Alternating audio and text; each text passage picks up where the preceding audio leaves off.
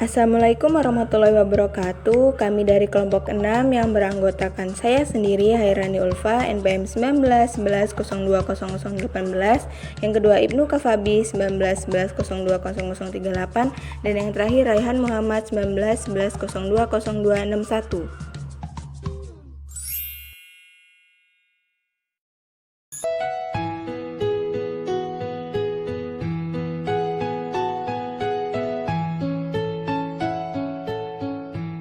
Pada hari ini kita akan membawakan materi yang berjudul Pengamatan Peraturan dan Tata Tertib Sekolah. A. Pengertian tata tertib sekolah. Secara umum, tata tertib sekolah dapat diartikan sebagai ikatan atau aturan yang harus dipatuhi setiap warga sekolah tempat berlangsungnya proses belajar mengajar. Pelaksanaan tata tertib sekolah akan dapat berjalan dengan baik jika guru, aparat sekolah, dan siswa telah saling mendukung terhadap tata tertib sekolah itu sendiri. Kurangnya dukungan dari siswa akan mengakibatkan kurang berartinya tata tertib sekolah yang diterapkan di sekolah. Tata tertib sekolah merupakan satu kesatuan yang tidak dapat dipisahkan satu dengan yang lain. Aturan yang berlaku di sekolah agar proses pendidikan dapat berlangsung dengan efektif dan efisien. Tata tertib sekolah juga memuat aturan-aturan dan peraturan yang baik dan merupakan hasil pelaksanaan yang konsisten, taat asas dari peraturan yang ada.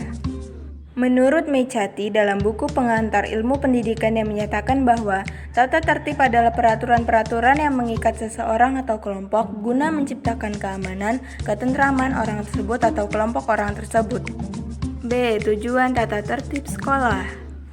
Tata tertib sekolah mempunyai tujuan utama agar semua siswa sekolah mengetahui apa tugas, hak, dan kewajiban serta melaksanakan dengan baik sehingga kegiatan sekolah dapat berjalan dengan lancar. Prinsip tata tertib sekolah adalah diharuskan, dianjurkan, dan ada yang tidak boleh dilakukan dalam pergaulan di lingkungan sekolah. Kemudian, tata tertib sekolah harus ada sanksi atau hukuman bagi yang melanggarnya. Hukuman yang dijatuhkan sebagai jalan keluar terakhir harus dipertimbangkan perkembangan siswa. Dengan demikian, perkembangan jiwa siswa tidak dan jangan sampai dirugikan. Tata tertib sekolah dibuat dengan tujuan sebagai berikut. A. Agar siswa mengetahui tugas, hak, dan kewajibannya. B. Agar siswa mengetahui hal-hal yang diperbolehkan dan keaktivitas meningkat serta terhindar dari masalah-masalah yang dapat menyulitkan dirinya. Dan yang terakhir, C. Agar siswa mengetahui dan melaksanakan dengan baik seluruh kegiatan intrakurikuler dan ekstrakurikuler. C. Isi tata tertib sekolah. Tata tertib sekolah sebagaimana tercantum di dalam Instruksi Menteri Pendidikan dan Kebudayaan Nomor 14/1974 tanggal 1 Mei 1974 mencakup aspek-aspek sebagai berikut. A. Tugas dan kewajiban.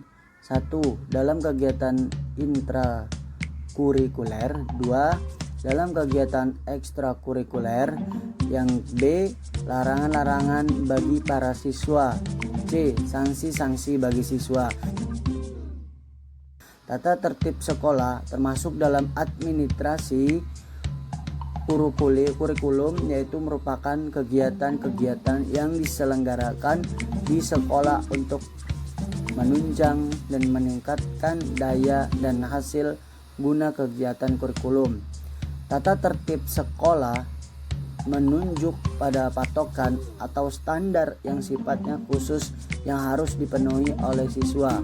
Tata tertib sekolah menunjuk pada patokan atau standar untuk aktivitas khusus, seperti penggunaan pakaian seragam, penggunaan laboratorium, mengikuti upacara bendera, mengerjakan tugas rumah, membayar SPP, dan sebagainya. Isi tata tertib sekolah secara garis besar adalah berupa tugas dan kewajiban siswa yang harus dilaksanakan, larangan dan sanksi. Pada hakikatnya, tata tertib sekolah, baik yang berlaku umum maupun khusus, meliputi 3 unsur sebagai berikut. Yang pertama, perbuatan atau tingkah laku yang diharuskan dan yang dilarang. Yang kedua, akibat atau sanksi yang menjadi tanggung jawab pelaku atau pelanggar peraturan. Yang ketiga, cara atau prosedur untuk menyampaikan peraturan kepada subjek yang dikenai tata tertib sekolah tersebut. Kemudian peran dan fungsi tata tertib sekolah.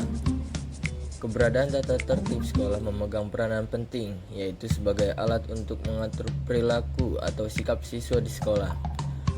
Sulaiman 1985-82 berpendapat bahwa peraturan tata tertib itu merupakan alat guna mencapai ketertiban. Tata tertib yang direalisasikan dengan tepat dan jelas serta konsekuen dan diawasi dengan sungguh-sungguh, maka akan memberikan dampak terciptanya suasana masyarakat belajar yang tertib, damai, tenang, dan tentram di sekolah. Dengan adanya tata tertib itu adalah untuk menjamin kehidupan yang tertib, tenang, sehingga kelangsungan hidup sosial dapat dicapai. Tata tertib sekolah berperan sebagai pedoman perilaku siswa, sebagaimana yang dikemukakan oleh Harlock 1990, bahwa peraturan berfungsi sebagai pedoman perilaku anak dan sebagai sumber motivasi untuk bertindak sebagai harapan sosial. Kemudian, tata tertib sekolah mempunyai dua fungsi yang sangat penting dalam membantu membiasakan anak mengendalikan dan mengekang perilaku yang diinginkan, seperti yang dikemukakan oleh Harlock, yaitu 1. Peraturan mempunyai nilai pendidikan, sebab peraturan memperkenalkan pada anak perilaku yang disetujui oleh anggota kelompok tersebut. Misalnya, anak belajar dari peraturan tentang memberi dan mendapat bantuan dalam tugas sekolahnya, bahwa menyerahkan tugasnya sendiri merupakan satu-satunya cara yang dapat diterima di sekolah untuk menilai prestasinya.